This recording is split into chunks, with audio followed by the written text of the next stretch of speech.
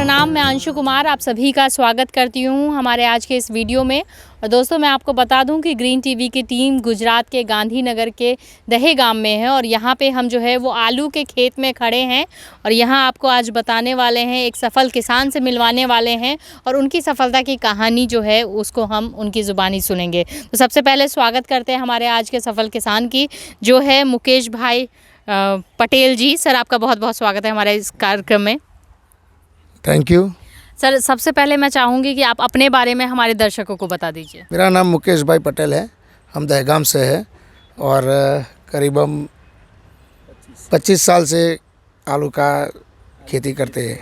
आलू की सर, आलू की खेती यहाँ पे गुजरात के बेल्ट में मोडासा, हिम्मतनगर, गांधीनगर, इसमें ऑलमोस्ट सभी करते हैं। आप जो है इसके अलावा कोल्ड स्टोरेज भी है आपका, तो मैं चाहूँगी उस पर थोड़ा सा फोकस करिए कि कोल्ड स्टोरेज कब स्टार्ट किया, किन किन बातों का ध्यान रखना चाहिए कोल्ड स्टोरेज अगर स्टार्ट करना है जब तब। वैसे तो हमने 2015-16 में स्टार्ट किया था और सबसे ज़्यादा तो खास इसमें टेम्परेचर का सबसे पहले मेंटेनेंस रखना पड़ता है कि अप डाउन करते रहना पड़ता है और बाहर का जैसे मौसम होता है उस हिसाब से टेम्परेचर अंदर का मेंटेन करना पड़ता है। दूसरा कि लेबर का भी ज़्यादा वो रहता है सबसे पहले, और बाकी का तो मतलब अंदर जो दवाई जो भी कुछ करना पड़ता है वो तो हम पूरा कंपनी को ही काम दे देते हैं। मतलब जो यूपीएल का दवा आता है जो एलआर में डालना पड़ता है वो। तो आप जो आलू की मतलब कोल्ड स्टोरेज में जो भेजते हैं वो अपना ही खेत का आलू जो है भेजते हैं या हमारे खेत का भी आता है और दूसरे इधर के आसपास के सब किसान हैं उन सब का भी आता है।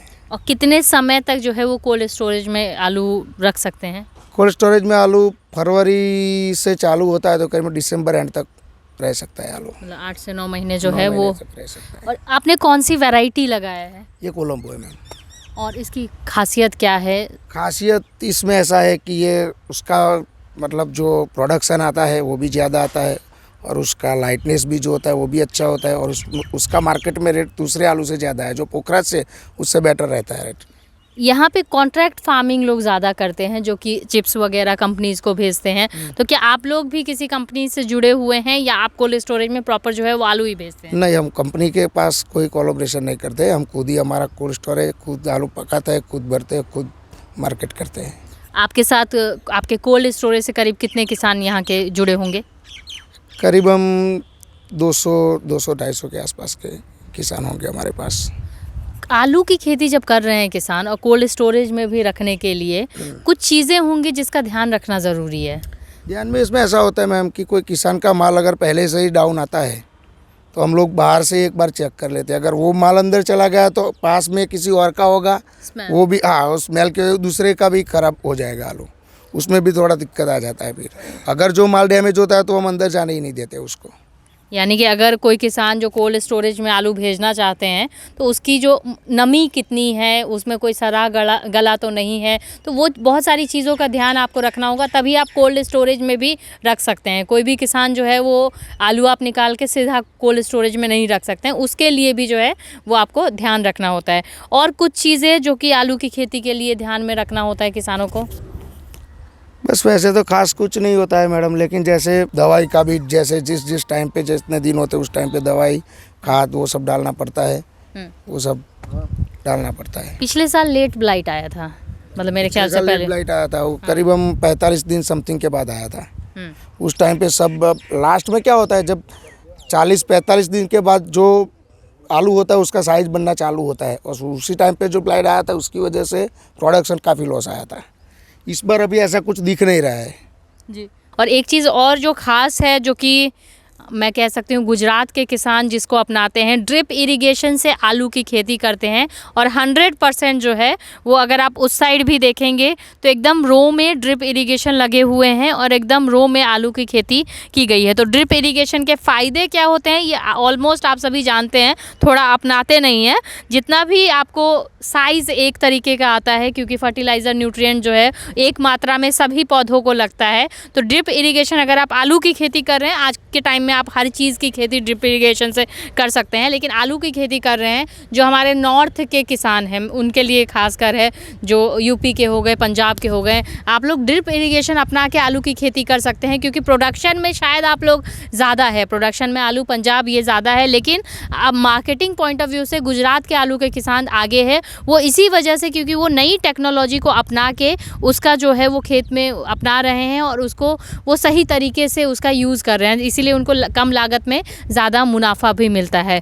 सर, जाते जाते ग्रीन टीवी के किसानों को आप कुछ संदेश देना चाहेंगे? मैं तो इतना संदेश देना चाहूँगा कि आप हर किसान के उधर जाके आप देखते हैं कि किसान कैसे खेती करते हैं। वो सबसे बड़ी बात है किसानों के लिए तो, कि कोई है जो उन लोगों का ये सब आगे भी जाके सब उसमें ऐसा होता है मैम कि आज हमने जो किया है कि कोई और देखेगा तो उसको भी थोड़ा नॉलेज आएगा कि चलो भाई कुछ इस तरह से कुछ करते हैं। किसी और का हम देखेंगे तो हमको भी थोड़ा बहुत नॉलेज मिलेगा जी। वो सबसे बड़ी बात है। तो सर, हमारा मकसद ही ये है कि हम सफलता की कहानी हम बताएंगे कि मुकेश भाई हैं गांधीनगर के, तो शायद लोग यकीन ना करें, लेकिन आपके फील्ड में आके हम आपसे बात कर रहे हैं तो जो हमारे दर्शक हैं उनको ज़रूर यकीन होगा। एक और सवाल आपका, लागत के हिसाब से मुनाफा जो है वो अगर हम कोल्ड स्टोरेज में रखते हैं, कोल्ड स्टोरेज आपका अपना है, तो वो किस तरीके से हो जाता है? कुछ आप प्रतिशत बता सकते हैं? इसमें मैडम मार्केट के रेट के हिसाब से ही होता है, क्योंकि इसमें क्या होता है कि प्रोडक्शन अभी हमने आलू अंदर, अभी तो ज़मीन के अंदर है आलू, कितनी प्रोडक्शन आएगी वो तो जब माल निकलना स्टार्ट होगा तब पता चलेगा। मतलब मार्च एंड तक पता चल जाएगा कि आलू या तेज़ी रहेगा या मंदी रहेगा, क्योंकि प्रोडक्शन लॉस आएगा तो मार्केट में रेट भी अच्छा मिलेगा, किसानों को भी अच्छा रहेगा। हर जगह पे जब प्रोडक्शन ज़्यादा आ गया तो वो दिक्कत आने ही वाली है। जी। तो आप कुछ किसी भी चीज़ की, हम बार बार अपने प्रोग्राम में कहते हैं कि किसी भी चीज़ की अगर खेती कर रहे हैं आप, मार्केट का ज़रूर ध्यान में रख ले कि मार्केट उस चीज़ का है कि नहीं, कीमत आपको कितनी मिलेगी। कि हो सकता है कि इस साल आलू की कीमत बहुत ज़्यादा बढ़ जाए तो अगली बार सब लोग जो है, सब किसान जो है वो आलू की खेती कर लेंगे, और जिससे कि मार्केट का में जो रेट है वो एकदम कम हो जाता है। तो डिमांड के हिसाब से अगर हम सप्लाई दें तो कीमत ज़्यादा मिलती है। सर, आपका बहुत बहुत धन्यवाद हमसे जुड़ने के लिए, तमाम जानकारी हमारे दर्शकों को देने के लिए। Thank you. तो दोस्तों, इसी के साथ हमने जाना मुकेश भाई से कि किस तरीके से आलू की खेती करके कोल्ड स्टोरेज इनका अपना है, महादेव कोल्ड स्टोरेज के नाम से, और ये कोल्ड स्टोरेज में जो इनके 200 और किसान हैं, लगभग 200 से ज़्यादा किसान इनके साथ जुड़े हुए हैं, उनकी भी आलू यहाँ पे रखते हैं। और कुछ जो चीज़ें जिनका ध्यान में रखना है वो ज़रूरी है कि आलू की खेती करने वाले अगर किसान कोल्ड स्टोरेज में अपना आलू देना चाहते हैं तो अगर आपके पास कोई सवाल है तो हमें व्हाट्सएप कर सकते हैं। अगर आप मुकेश भाई से जुड़ना चाहते हैं तो आप हमें व्हाट्सएप कर सकते हैं। हमारा व्हाट्सएप नंबर स्क्रीन पर आप देख सकते हैं। और अगर अभी तक आपने ग्रीन टीवी का यूट्यूब चैनल सब्सक्राइब नहीं किया है तो तुरंत सब्सक्राइब कर ले, बेल आइकन भी प्रेस कर ले। साथ ही में ग्रीन टीवी के फेसबुक पेज को लाइक व फॉलो करके इंस्टाग्राम और ट्विटर पर भी फॉलो कर सकते हैं। तो फिलहाल मुझे दीजिए इजाज़त, आप बने रहिए हमारे साथ और देखते रहिए ग्रीन टीवी। नमस्ते। देखिए ग्रीन टीवी यूट्यूब पर भी, बस सब्सक्राइब करें और बेल आइकन दबाएं।